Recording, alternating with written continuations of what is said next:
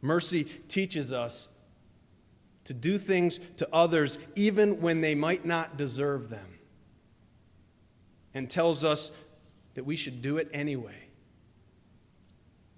In Hebrew, the word mercy, or hesed, is better translated as loving kindness. Love, like mercy, is not something that we can earn.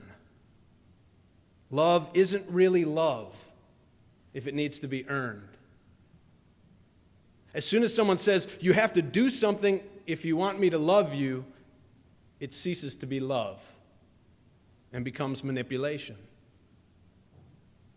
True love cannot be coerced.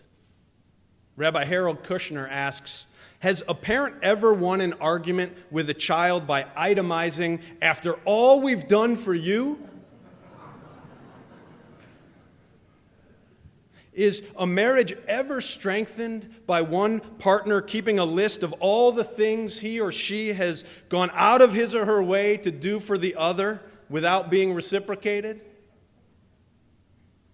Love is never a matter of owing someone for favors done.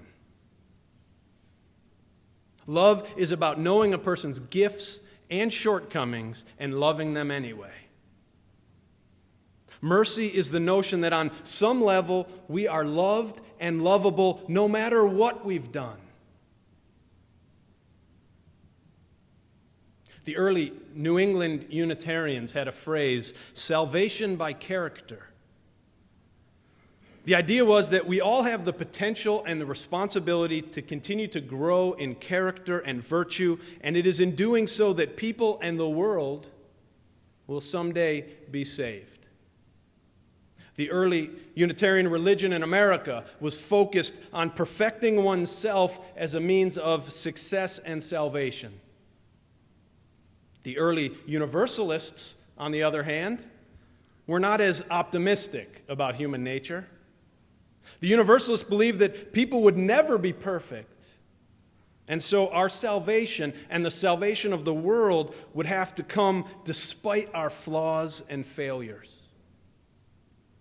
The old joke in New England used to be that the Universalists thought God was too good to damn them, and the Unitarians thought they were too good to be damned. In a sense, they were both 100% half right. Together, these two philosophies complete each other. Certainly, an important part of religion and life is about trying to grow in virtue and develop our character. But if our salvation and our world's salvation is based solely on the perfection of our character and is founded only on people's ability to do right and act well, I'm afraid we're all in big trouble. The Universalists remind us that despite our flaws and failures, we can still be reconciled. They tell us that the key to salvation is not character, but love. They tell us that when all is said and done, mercy is more important than justice. It's not meant to replace justice, but love is more important than laws. In other words, the goal of life is not to separate the good from the bad, the wheat from the chaff, the sinners from the saved, but to seek reconciliation for all people. And with reconciliation as the goal, there's only one thing that can save us, and that's unconditional love. One of the problems with religions are that they get systematized and organized by their very nature into laws and codes and rules. With that, religion, which is meant to connect the human family in love, divides us instead.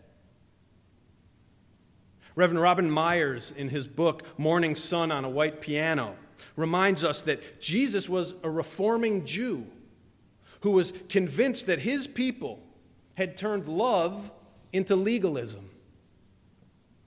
He went about asking those people who thought they were in, the Pharisees, the Sadducees, and other officially religious people, "Are you sure you're in?" I know you think you're in, but are you sure you're in? And to those who thought they were out, the widows, tax collectors, prostitutes, the sick and dispossessed, and other officially irreligious people, he asked, are you sure you're out? I know you think you're out, but are you sure you're out? What Jesus knew, and Buddha knew, and the Native Americans too, is that on a basic level, we're all one and seeking to be united. Our religions are meant to offer us the tools to discover our interconnectedness. They are meant to teach us how to love well, despite human injustice and imperfection. Religion's first and simplest teaching is always to strive to live upright and virtuous lives. But in the end of the day, we might find that our attempts at goodness and virtue have fallen short once again. In which case, we are redeemed by the one thing left: love and its mercy. If your religion is not helping you grow in mercy and kindness, you should seriously question that religion. If your religion is encouraging you to build up walls that keep some people in and other people's out, you should beware of such a religion. If religion teaches you that you are among a select group who are good and holy, be careful, because such religion is hazardous to your health. If your religion is not making you more tolerant, more understanding, and more loving, it's wasting your time. The religion of Jesus and the prophets encourages us time and time again to do kind things for others that we don't have to do. To do things even for people who may not deserve them, but we do them anyway. Caring for orphans, helping the widows, respecting the poor, feeding the hungry, clothing the naked. When we offer such generosity, whatever it costs us in money and time cannot be compared to the ways it enriches us in spirit and helps to move towards the salvation of the world. There are people who say there's no such thing as unconditional love. But I would argue love is not love if it's conditional. One thing I treasure about this church is that here I've gotten to know a lot of people who've been married, couples who've been together 30, 40, 50 years and more.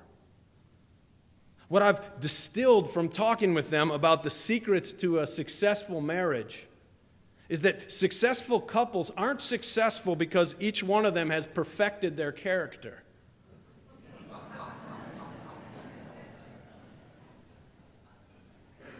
They've learned over the years that blessing each other with unearned love is much more successful than keeping score. What makes us loved and lovable is not how good we are, because we are all a combination of good and bad, virtues and flaws. That's why in the final say, we're all saved by the highest form of love, which is forgiveness. That's why after all they've done, Joseph chooses to reconcile with his brothers.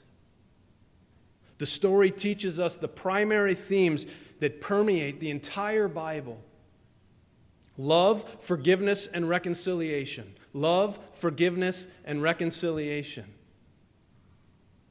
If we don't have the ability to give and receive these, we might have all the wealth and power of a Pharaoh, but we remain impoverished in our soul. Yet with them, we are told, goodness and mercy will follow you all the days of your life. Amen.